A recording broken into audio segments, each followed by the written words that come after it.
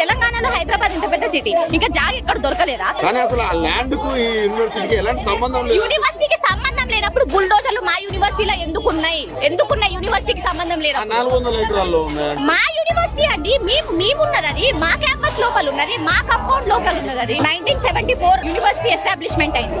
అప్పుడు మాకిచ్చింది university land కేవలం academic purpose కి మాత్రమే యూజ్ చేయాలి, అవునా కదా? ఇప్పుడు యూనివర్సిటీ ల్యాండ్ కాదని చెప్పినప్పుడు యూనివర్సిటీ స్టూడెంట్స్ ఎందుకు రేగుతున్నారు నాకు అర్థం కాదు.